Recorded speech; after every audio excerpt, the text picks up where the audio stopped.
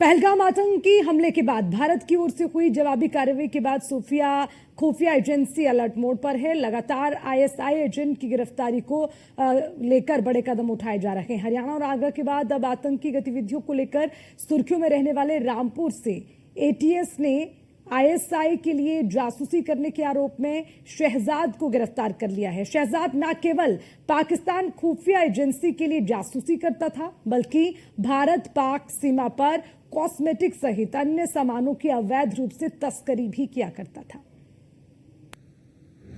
रामपुर में छिपा था देश का गद्दार, जानकारियों को पाकिस्तान में कर रहा था प्रदान।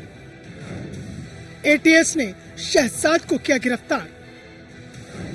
अब होगा पाक जासूस का बुरा हाल। योगी सरकार में ना तो आतंक रहेगा और ना ही आतंकियों को पनाह और जानकारी देने वाले स्लीपिंग मॉड्यूल।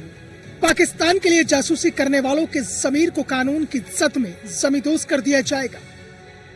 यूपी के सीएम योगी आदित्यनाथ की आतंक पर स्ट्राइक जारी है, लिहाजा यूपी की तमाम सुरक्षा और खुफिया एजेंसियां यूपी के कोने कोने से पाकिस्तान खुफिया एजेंसी आईएसआई की मदद करने वाले पाक जासूसों को पकड़कर न केवल सलाखों के पीछे पहुंचा रही है, बल्कि उनका ऐसा इलाज बांध रही है कि आने वाली 7 पुश्ते भी जासूस नाम से खौफ खाने लगे।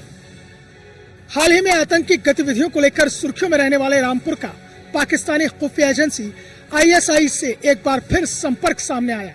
एटीएस ने आईएसआई के जासूसी करने के आरोप में टाडा के रहने वाले शहजाद को गिरफ्तार कर लिया।